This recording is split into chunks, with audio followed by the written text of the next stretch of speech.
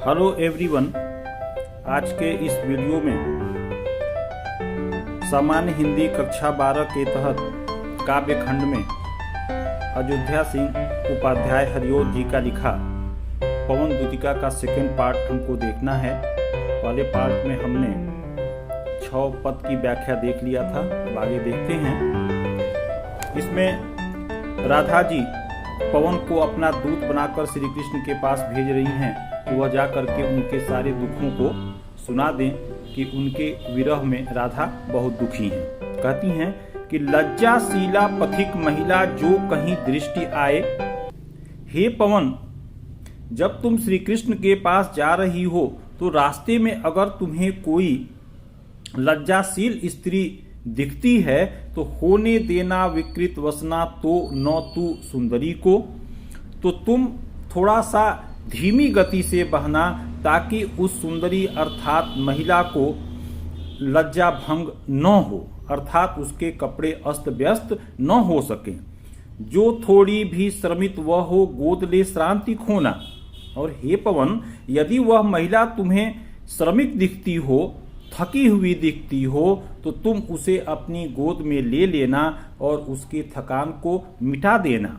होठों की और कमल मुख की म्लान लाएं मिटाना, और उसके होठ और कमल जैसे मुख पर जो भी थकान और चिंताएं हो तुम अपनी मधुर और सुखद हवा से मिटा देना। अगला, कोई क्लांता कृषक ललना खेत में जो दिखावे। हे पवन, यदि कोई थका हुआ किसान और स्त्री खेत में दिख जाए, धीरे धीरे परस उसकी क्लांतियों को मिटाना, तो तुम धीरे धीरे अपनी हवा से मंद बहते हुए उसके थकान को मिटा देना। जाता कोई जलद यदि हो व्योम में तो उसे ला।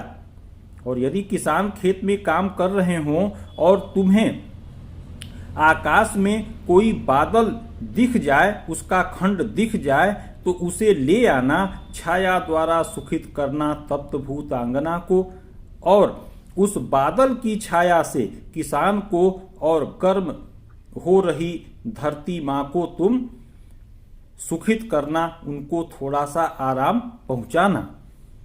अगला देखें, जाते जाते पहुंच मथुरा धाम में उत्सुका हो। हे पवन, जब तुम श्री कृष्ण के पास जा रही होगी तो रास्ते में मथुरा नगरी भी पड़ेगी, तो न्यारी शोभा वर नगर की देखना मुग्ध होना, तो तुम उस नगर और उसके लोगों के सर्वोत्तम और मनोमुग्धकारी रूप को देख करके मुग्ध होना, आश्चर्यचकित होना। तू होवेगी चकित लख के मेरु से मंदिरों को। हे पवन, सुमेरु पर्वत पर बने मंदिरों को देखकर तुम्हें बहुत ही आश्चर्य होगा कि आभा वाले कलश जिनके दूसरे अर्क से हैं, और वहां पर जो कलश लगे होंगे उनकी चमक से तुम्हें ऐसा प्रतीत होगा कि वह कोई दूसरा सूर्य है। अब 10वां देखा जाए कि देखे पूजा समय मथुरा मंदिरों मध्य जाना। हे पवन, तुम जब मथुरा पहुंचना तो पूजा के समय मंदिरों के बीच चली जाना, नाना वाद्यों मधुर स्वर की मुग्धता को बढ़ाना, और तुम वहां पहुंचकर मंदिर के अंदर जो भी वाद्य यंत्र बज रहे होंगे उनके स्वर, उनकी आवाज की मुग्धता को और भी बढ़ा देना।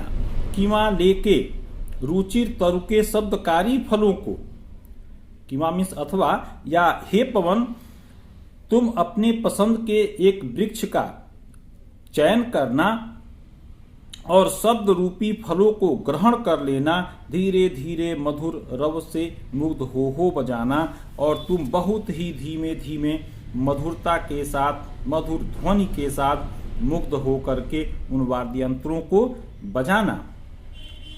आगे, तू देखेगी जलद तन को जा वहीं तदगता हो।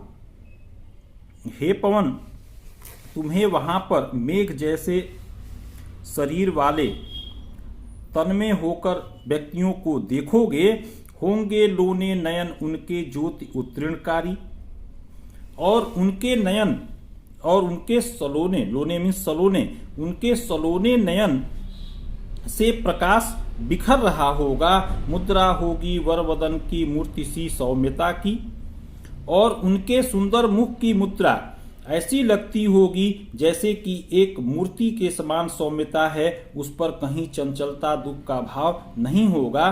सीधे साधे वचन उनके सिक्त होंगे सुधा से और उनके सीधे साधे मुख से अमृत जैसे बोली सरल और स्वाभाविक रूप से निकल रही होगी। अब यहाँ पर श्री कृष्ण का वर्णन करते हुए राधा कह रही हैं कि नीले फूले कमल दलसी गात की श्यामता है। हे पवन, मेरे प्यारे श्री कृष्ण का शरीर बहुत ही नीले और कमल जैसे शरीर का है। पीला प्यारा वसन कटी में पहनते हैं फबीला और वे अपने कमर में पीले रंग की धोती पहनते हैं जो कि उनके सांवले शरीर पर बहुत ही सजती है। छोटी काली अलख मुख की कांति को है बढ़ाती और उनके मुख पर बालों की जो लटें आई रहती हैं वह उनकी चमक को और बढ़ा देती हैं। सदस्त्रों में नवल तन की फूटती सी प्रभा है और उनके सुंदर वस्त्रों के बीच उनके सुंदर शरीर की चमक बहुत ही आभा दिखती है। आज के वीडियो में बस इतना ही। नेक्स्ट वीडियो में हम 13वें पवन दूतिका का पद देखना शुरू करेंगे। तब तक के लिए थैंक यू। बोर्ड परीक्षा की तैयारी आप लोग अच्छे से करें और चैनल को अपने सब्सक्राइब, लाइक, शेयर, कमेंट्स करना न भूलें। Thank you.